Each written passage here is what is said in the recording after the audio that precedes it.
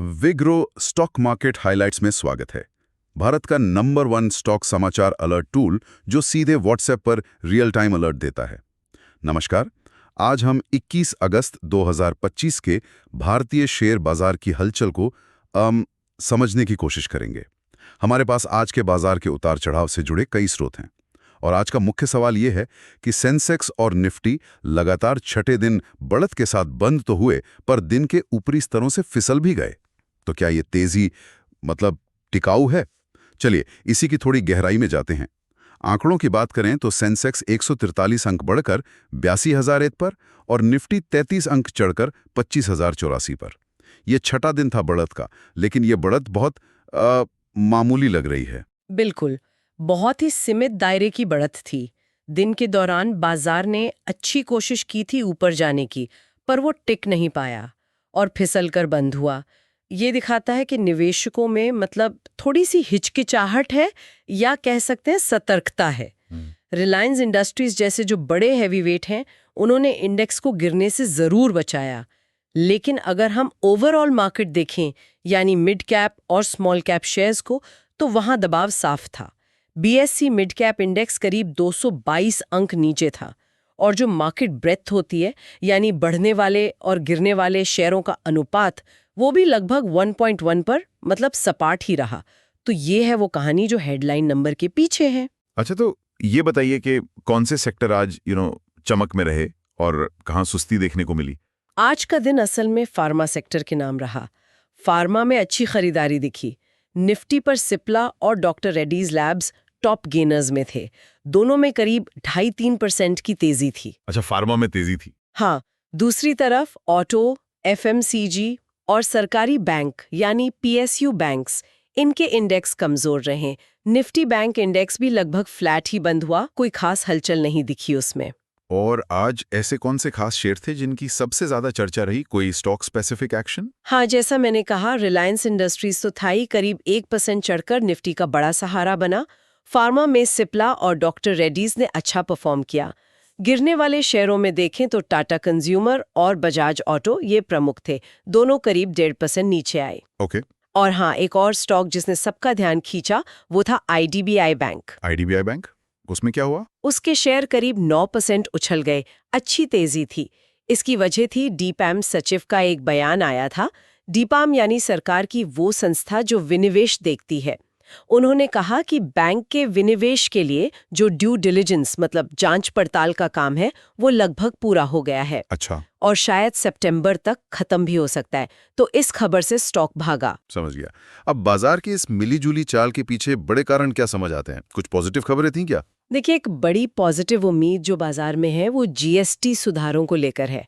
ऐसी खबरें चल रही हैं कि मंत्रियों के समूह यानी गोअम ने वो जो 5% और 18% वाला 2 स्लैब जीएसटी ढांचा है ना, उसके प्रस्ताव को सैद्धांतिक मंजूरी दे दी है। हाँ, वो 12% स्लैब हटाने वाली बात। बिल्कुल।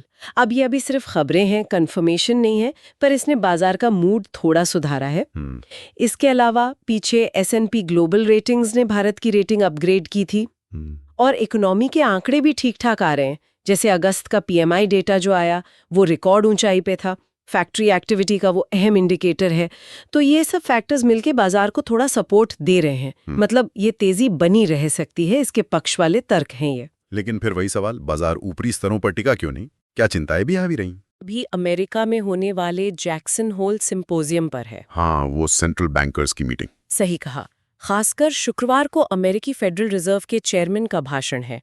उनके बयान से ब्याज दरों को लेकर कुछ संकेत मिल सकता है, जिसका असर दुनिया भर के बाजारों पर पड़ेगा।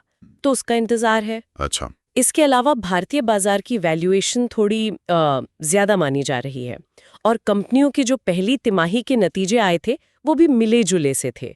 तो हाल की तेजी के बाद कुछ लोग प्रॉफिट बुकिंग भी कर रहे हैं, मुनाफा वसूल रहे हैं। ये भी एक कारण है। हाँ, और एक और बात, आज सेबी प्रमुख की एक टिप्पणी आई थी इक्विटी डेरिवेटिव्स के कॉन्ट्रैक्ट्स की अवधि बढ़ाने को लेकर। उससे बीएसई और एंजल वन जैसे जो कैपिटल मार्केट से जुड़े स्टॉक्स हैं, उनमें आज 7-8% की गिरावट भी देखी गई। तो ये सब चिंताएं मिलकर बाजार पर दबाव बना रही हैं। तो इन सब बातों को अगर हम नए निवेशकों के लिए आसान भाषा में समेटे तो? हाँ, बिल्कुल। इसे यूं समझ सकते हैं कि मार्केट लगातार 6 दिन ऊपर तो गया, सेंसेक्स 82,000 और निफ्टी 25,000 के इंपॉर्टेंट लेवल्स के पार है। रिलायंस जैसे बड़े स्टॉक्स ने मार्केट को संभाला और फार्मा शेयर्स में अच्छी तेजी थी।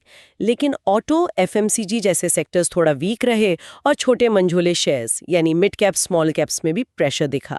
मार्केट में जीएसटी रिफॉर्म की उम्मीद है, पर अमेरिका में फेड मीटिंग जैक्सन होल से पहले थोड़ी सावधानी भी है। वाकई इतनी सारी चीजों पर नजर रखना मुश्किल हो सकता है और यहीं विग्रो आपकी मदद कर सकता है। विग्रो से आपको रियल टाइम व्हाट्सएप अलर्ट्स मिलते हैं कुछ ही सेकंड्स में, और वो भी बिना कोई ऐप इंस्टॉल किए। Rocket down up. एक और दिलचस्प तकनीकी बात है जो आज देखने को मिली। अच्छा, क्या? लगातार 6 दिन की तेजी के बावजूद निफ्टी ने आज डेली चार्ट पर एक छोटी कैंडल बनाई है। टेक्निकल एनालिसिस में इसे अक्सर खरीदारों और विक्रेताओं के बीच मतलब एक अनिर्णय या हिचकिचाहट का संकेत माना जाता है। इनडिसाइसिवनेस कहते हैं इसे। ये तो सोचने वाली बात है। हाँ, कि जीएसटी सुधार जैसी पॉजिटिव उम्मीदों के बीच भी बाजार में ये हिचकिचाहट क्यों है?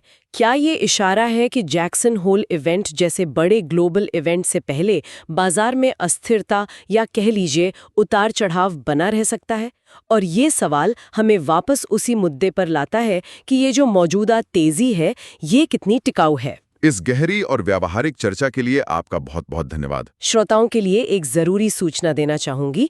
यह चर्चा केवल शैक्षिक और सूचनात्मक उद्देश्यों के लिए है। इसे किसी भी तरह की वित्तीय सलाह न समझा जाए। शेयर बाजार में निवेश करना जोखिम भरा हो सकता है, तो कृपया कोई भी निवेश निर्णय लेने से पहले अपना शोध, अपनी रिसर्च जरूर करें। बिल्कुल। अगली बार फिर मिलेंगे एक और विषय की गहराई में उतरने के लिए।